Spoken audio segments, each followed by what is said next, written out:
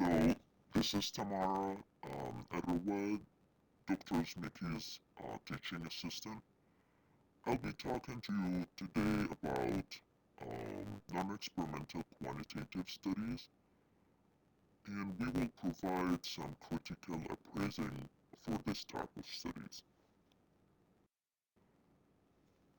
So we will start with why would we use non-experimental designs in our studies, or particularly in social work studies. So, not all evidence-based practice questions pertain to interventions, programs, or other effectiveness of a policy.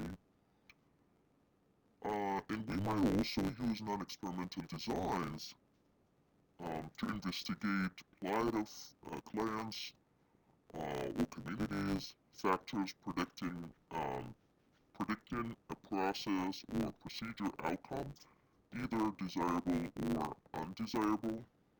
And also we can measure people's experience or know people's experience.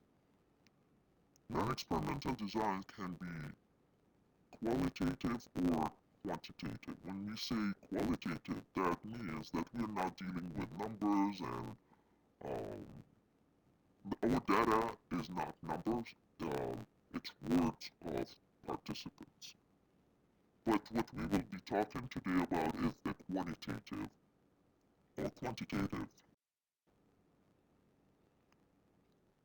So, from non-experimental designs, we would know the prevalence of a phenomena or phenomenon, meaning how many people in this community have that problem or issue or phenomenon. For example, here it's diabetes. And also, we can know um, barriers to treatment for a specific problem or a situation. So one of the questions that we might answer using that type of designs is, why aren't known interventions working in this particular population? And also we can explore community challenges or groups, some group or specific group challenge. And one of the examples here is, what are the experiences of individuals with disabilities in this situation? And also we will use them to identify or for purpose of identification. So we would ask a question or we can answer the question of who are the individuals most likely to develop PTSD after trauma. So when we say qualitative or quantitative, what is the difference? And I mentioned earlier that we'll focus on non-experiment, and I'm sorry, I explained earlier that the difference between qualitative is we don't have numbers. Our questionnaires are open-ended, uh, uh, consists of open-ended questions, and we are looking um, to learn about the phenomenon from people, and we don't have like numbers or scales or anything like that. We deduct our data from people's words. In quantitative, it's numbers. Our data is numbers that results from scales, surveys, and stuff like that that we will discuss later. So in non-experimental quantitative designs, our emphasis is on precision, objective, statistical findings, and generalized to broader populations. And our data that, that we need for this, that we might, we collect for this type of designs, we mainly collect them through surveys. And that's one of the things that we will talk more about in this presentation. So surveys may include interview questions, and one of the examples here is how often do you have unprotected sex? How many people in your family completed high school? And so on. Also, it can be scale or scales to measure some phenomenon, like scales that measure depression, anxiety, self-esteem, knowledge, attitude. I'm sorry. And from the methods that we use to collect this data or conduct these surveys, they can be mailed to participants. They can be mailed questionnaires, and we can also have these surveys completed doing face-to-face interviews, and also we can do online surveys. So when we want to look at this type of data collection or this type of um, studies, we should consider the following questions. The manner of um, the data collection, meaning was collection process valid and unbiased? And we will discuss that more in details. Also, representativeness. Did participants accurately represent the target population? And we will explain these terms also later. Do participants look like the target population? And also we have to look at one of the questions that we should consider is were the conclusions of the study warranted in light of the design, analyses, and findings. So what do we mean by valid and biased manner? That means that surveys should provide evidence that their measures were reliable. And when we say reliable, meaning that this survey or this instrument or this questionnaire would yield the same results if it was used again on the same population. Or the results will be consistent with the older one. Invalid meaning that this survey or instrument or questionnaire measures what we actually want to measure. Also, it has to be culturally appropriate, meaning this questionnaire considers some cultural aspects unique to this population. And when we say culture, that does not mean only like based on race or ethnicity. We mean also like like there's some cultures we would say academic culture. We would say, for example, a religious culture, or we would say, just this questionnaire, um, pay attention or respect the culture of LGBTQ population. So it's not limited to what we, you know, the, what we think of culture is. And also, um,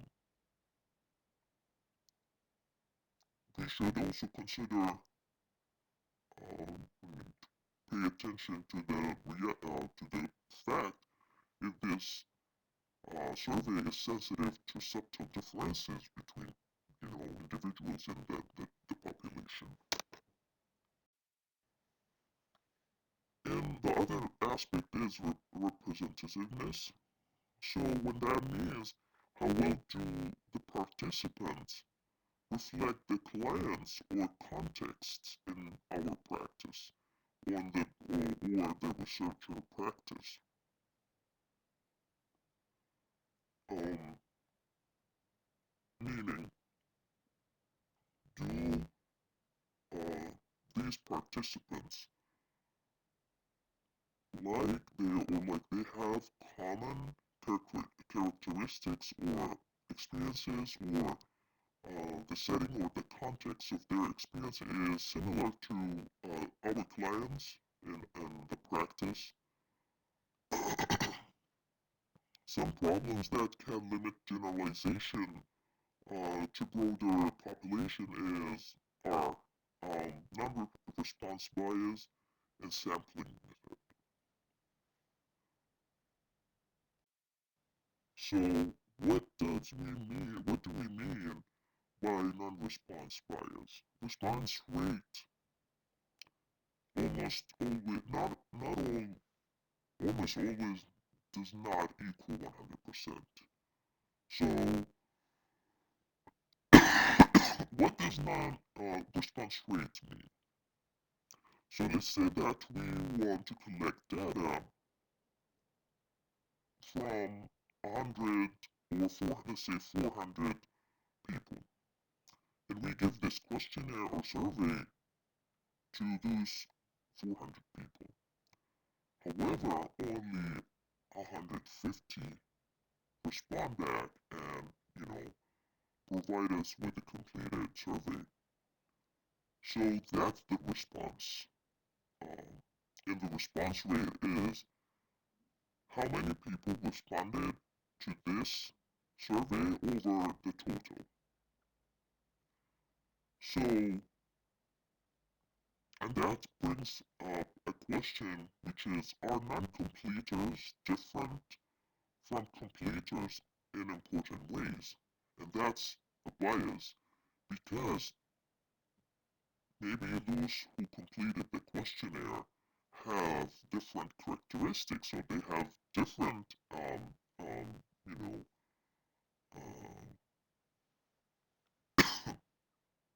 understanding or perception for the situation than non-completers. And some of the differences might be also that non-completers are lower functioning, less motivated, and they have different experiences, but it is very difficult to measure non-response bias. And it's very also important to know the response rate. So if the response rate is less than 50%, we would consider this a suspicious finding, because that would leave us with too much unknown information. And if the response rate is more than 50%, that does not mean that this population is representative, or these conclusions can be generalized. But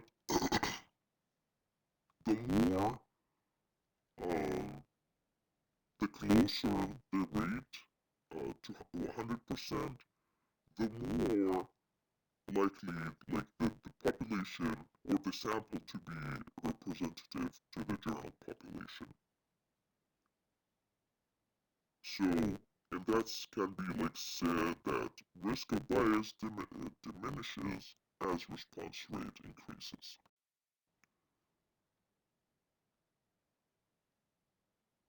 Also, regardless of response rate, researchers should attempt to describe differences between responders and non-responders if they know these differences. And they can look at other studies or other, you know, other researchers' experience in this field to see what are some differences between the people who responded and completed the surveys and or participated in this type of studies, and the responders who did not complete the survey or did not want to participate. Also, that allows the researcher to determine the degree to which the responders reflect the clients, because um, it's like it's good. It has negative and positive uh, effects, because those people who provided you with information have very similar characteristics to the clients, to your clients. Um, so that will provide you with some information that you can use when dealing with clients in your field. And if a study has a very poor response rate, that does not mean that it's unuseful or we cannot use it. So, for example, here, lower response rate um, to a study um, where the target population is elderly people with Alzheimer's, the response rate might be very low. However, the findings shows, or the conclusion shows, or the findings of the study shows that they have high risk of suicide. So, although it has low response rate, but the findings are very important. Some of the bias or that might result in surveys is also related to sampling methods. So I mentioned previously that we will explain some terms. So when we say sampling, we mean the way in which study participants were selected. And when we say sampling frame, we mean a list of names from which a study sample is drawn. The list may include the full population or just a segment of it. And when we say population, we mean the group of people to which the researchers seek to generalize their study's findings. And the last thing is the sample, which is the group of people who actually participated in the study. Meaning, the sample, like ideally, we mean that, or what we intend is uh, to generalize or to use the findings from our study that was conducted on the sample to the general population.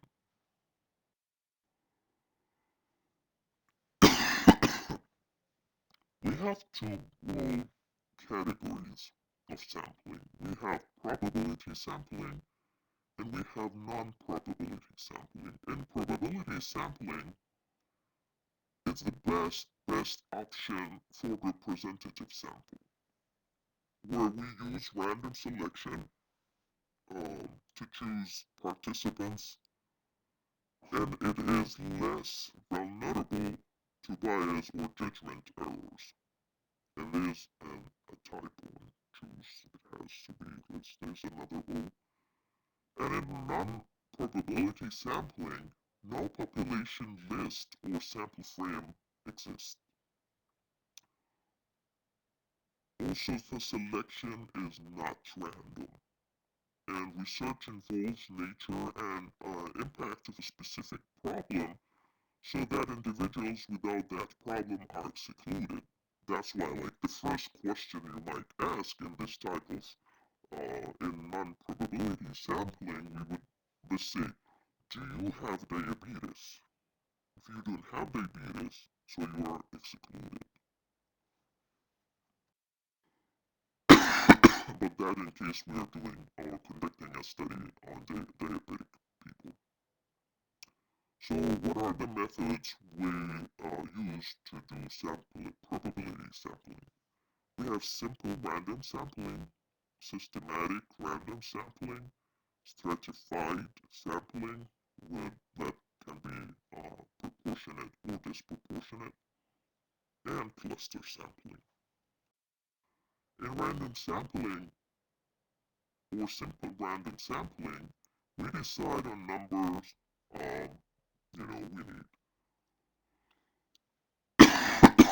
So we select the number randomly. For example, we pull like a number, we put all these numbers, write them down on pieces of paper, and then we pull like we pull these papers from a hat, or we have a table of numbers, and then we select from that, and or we use computer-generated lists of numbers. In a systematic random sampling, and the simple random sampling is from, it is very simple. So that's why it's called simple random sampling. And systematic random sampling, we choose the each numberth like person on a list that's selected, um, that like we consider. So now I will explain that more now. So let's say, for example, every fifth person on the list, or every, as they say here, 20th person listed in our phone book, or every fifth participant, patient, in clinic database. Because, in clinics, they save their clients' information on databases, so we can use these as source of, um, you know, to recruit participants or to select participants. So this table summarizes the differences, or not the differences, like explains more. So in simple random sampling, we select randomly from a hat, assign numbers, and we use from a table, computer generated. And here we use we determine the sampling interval by dividing the cases in the sample frame over the cases that are needed for the sample. Let's say if we have 500 people, but our sample is only 100, or we only need 100 people. So we divide 500 over 100, which leaves us with 5. And then we would decide which number from 1 to 5 we would choose. So we might say, okay, we will use number 2, we start with number 2, and then every fifth person uh, will be selected. So we started from 2, and we add 5, or we skip 5, so we will be selecting number 7, and then we will skip 5, and then we'll select number 12, and we'll skip until we select 100 participants. And of course, the number that we would select from 1 to 5 will be randomly uh, selected.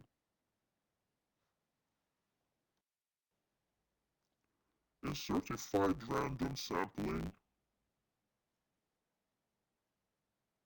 we want to ensure adequate numbers of small populations within a sample.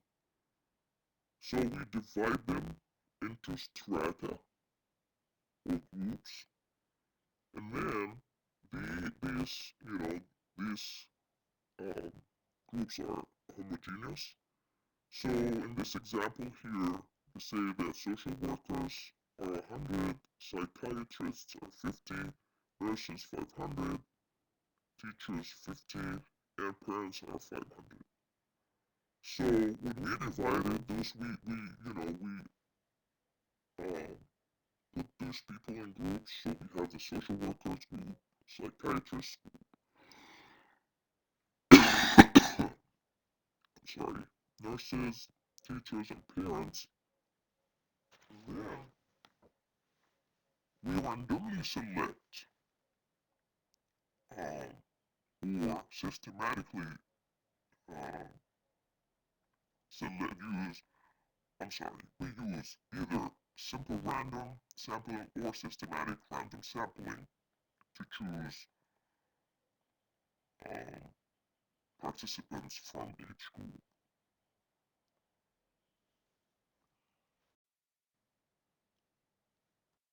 Okay, in cluster sampling, we begin with groupings or clusters of cases. So we number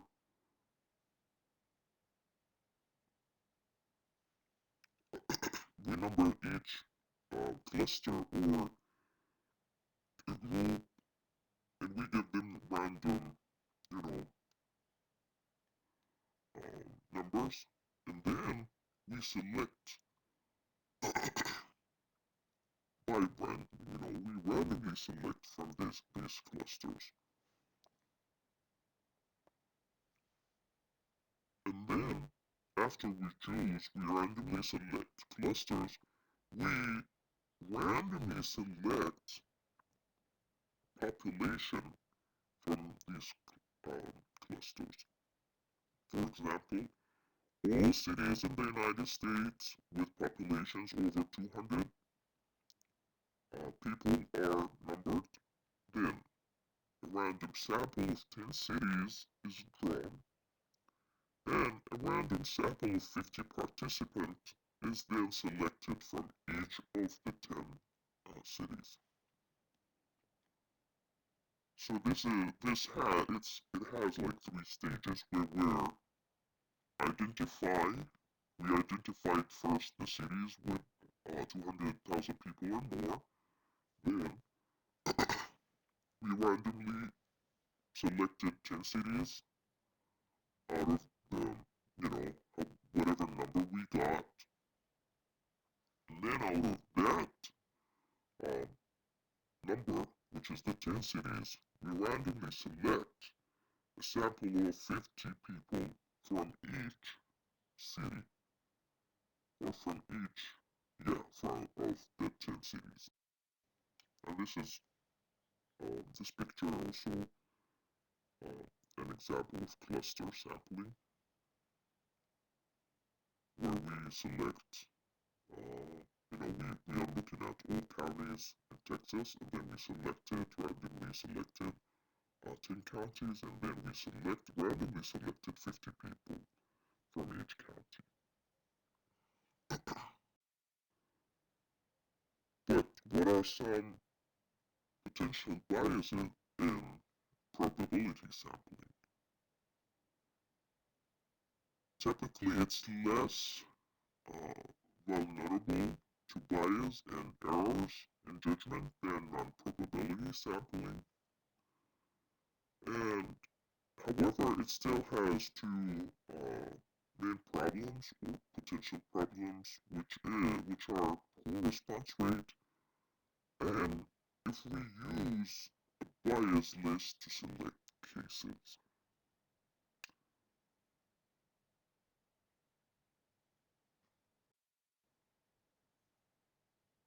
Also, so the first one is, as we mentioned, the poor response rate. As we said, there's no guarantee for 100% participation.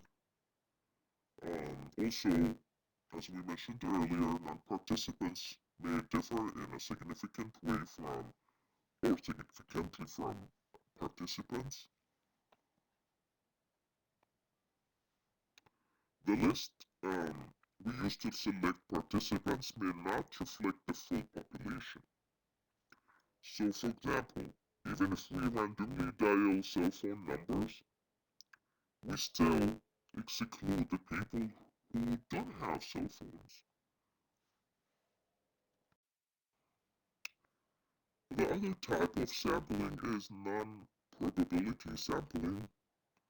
So, and as the name indicates, the sample is not randomly selected, and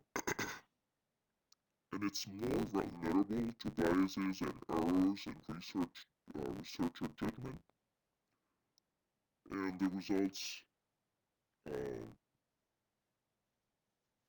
resulting sample may not represent target population.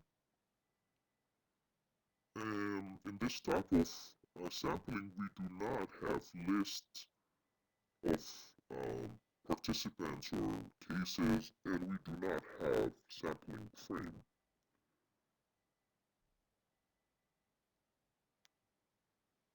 This type of sampling is used in exploratory studies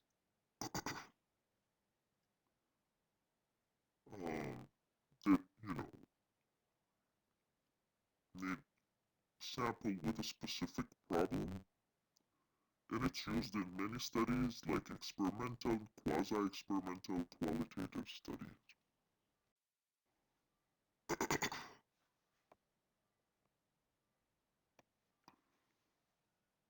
So, what are the types of non-probability sampling? We have convenience, which is accidental or available, purposive, which based on judgment or researcher judgment, snowball, and quota.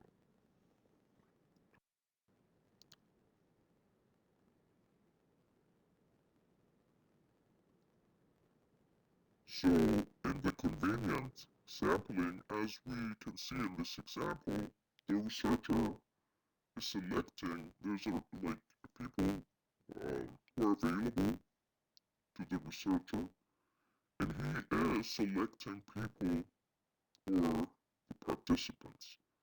So he wanted the people who are, green and yellow, I'm sorry, blue, but he did not include purple. So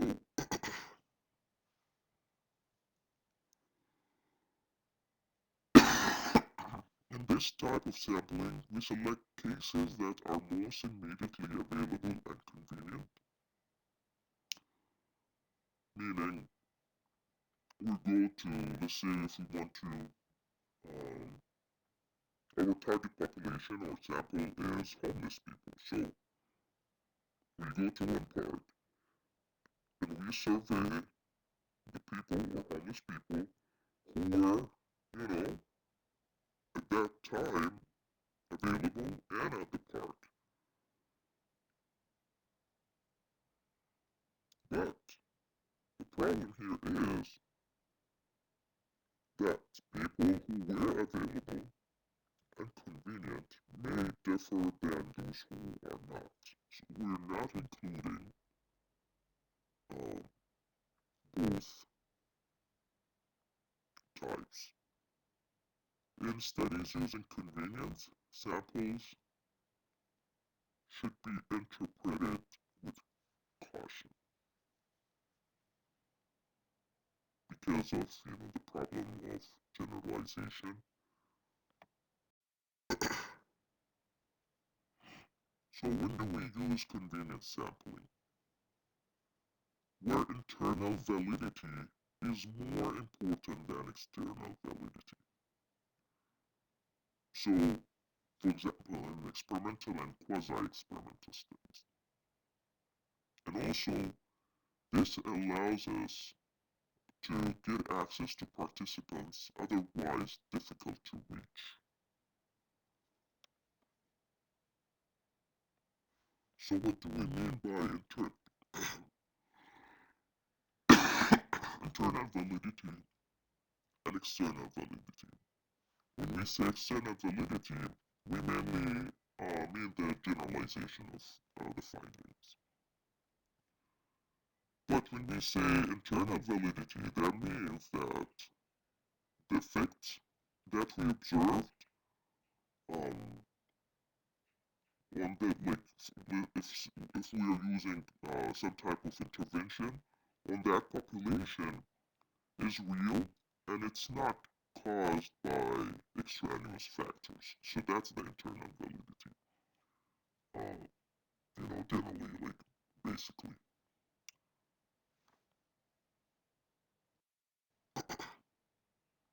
We have also purposive or judgment sampling.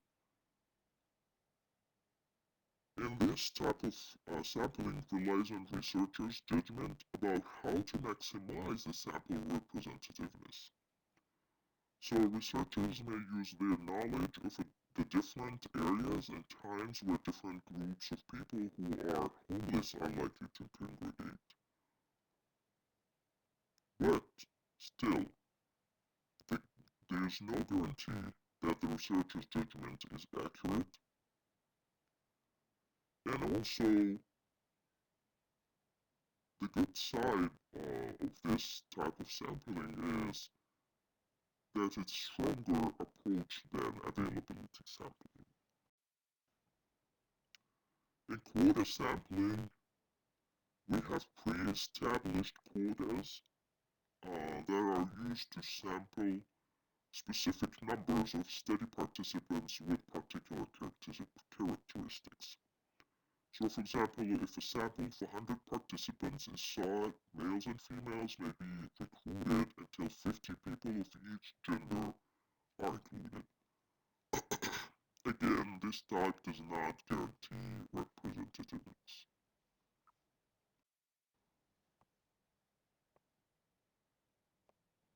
In snowball sampling, the study participants identify other potential participants who are part of a target population. Meaning, let's say that I could identify 5 participants um, to be included in the study. Those 5 might bring another 15. So they might, you know, tell their friends or people they know that have the inclusion criteria or they meet the inclusion criteria of the study and they, refer them to us and they can be included in the study. This type of sampling is not random. An acceptable method of surveying hidden or stigmatized people who are difficult to identify. Examples of that, illegal or socially undesirable behaviors, such as drug use, prostitution, for example, other stigmatizing characteristics like LGBTQ status, or sometimes if the population is not clearly identified. For example, in my study, I'm trying to identify the barriers to HIV testing among Middle Eastern and North African youth in the United States. But the problem is they are hard to identify or to locate because there's no like a checkbox for Middle Eastern North African or Arabs.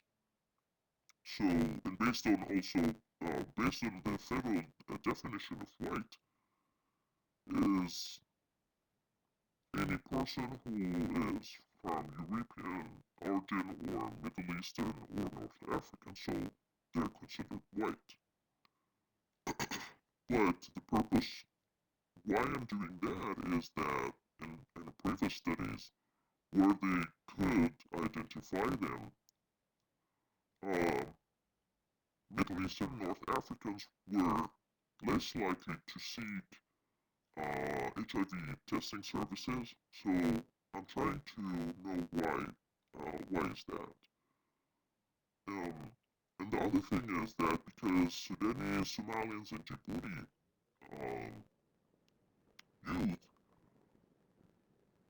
are considered black because of their color, skin color. Um, so they might, that's why it's not hidden, but it's like covered. And it's hard to, so if they don't identify or if you don't ask them, give them the option to identify as Middle Eastern or North African, you cannot know.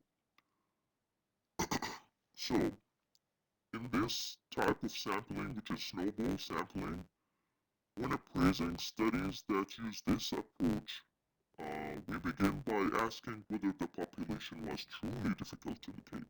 As I gave you my example, they are truly difficult to locate um, because there's another factor that they don't want to be known that they're from the Middle East. They want to assimilate, they just want to disappear in this general population, so they don't want to be identified.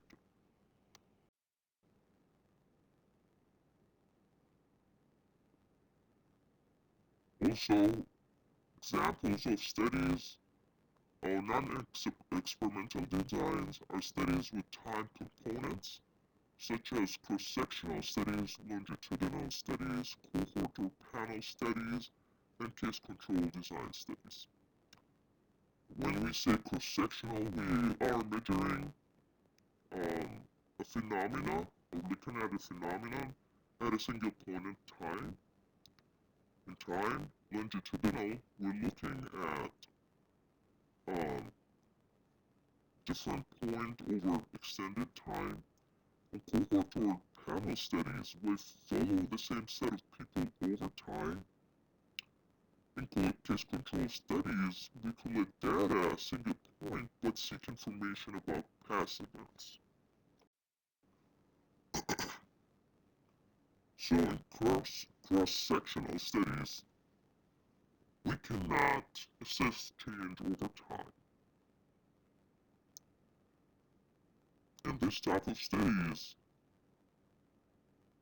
cannot be used to establish causality or change, as we mentioned, and inquiries about past phenomena may be tentative, or of limited use regarding change.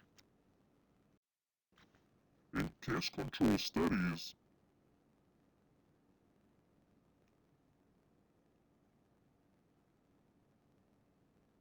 the same questions are asked of two groups of people who are similar except for some contrast outcome.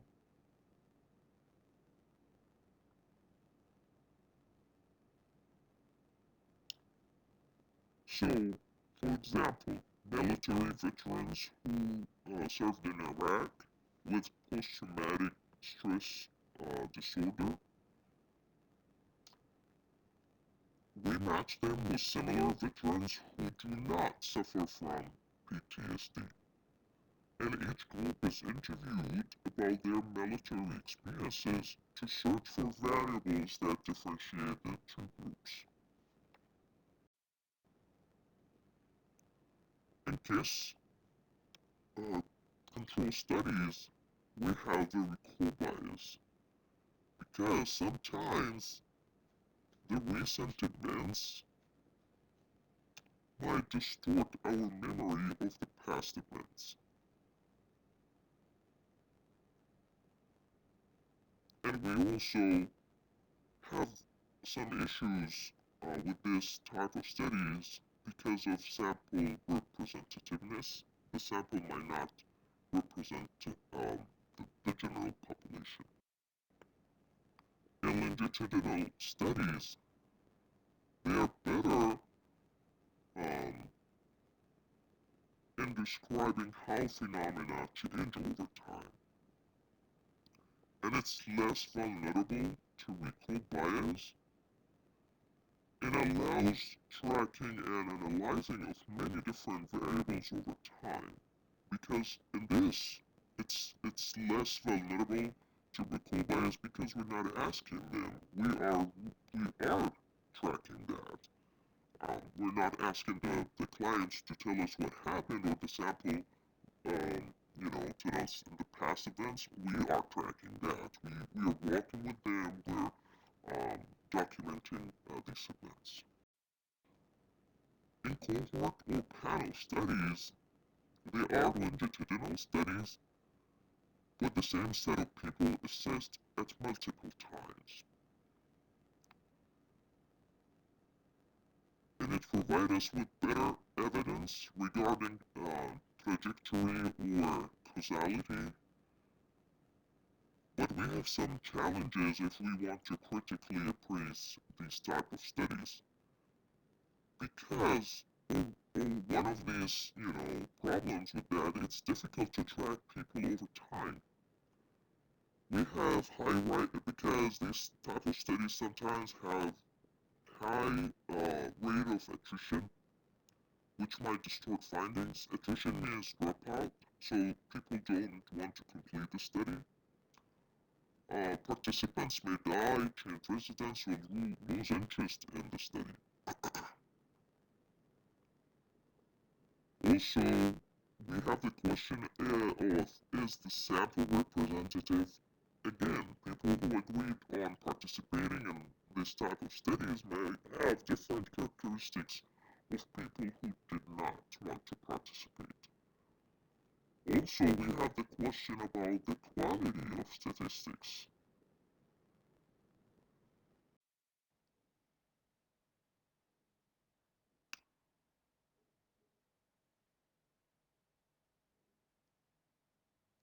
So overall, we keep, you know,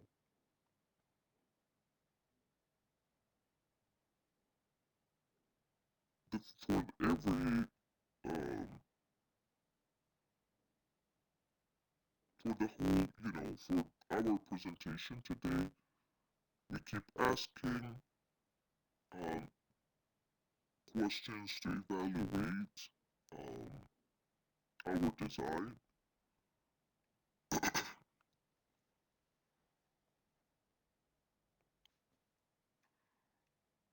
So some of the questions that we might ask were conclusions warranted in light of the design logic, the type of data analysis employed, and the findings of the analysis. Was the sample representative, the targeted population, and your client? Or if we have any sampling issues. With this, we finish our presentation, and I hope that you read the signed readings, because that would help you also have a better understanding of um, every aspect of non-experimental design. Um, Also, I'm not in my best. um, I'm not at my best today. I apologize for coughing out for my hoarse voice. And thank you so much for listening.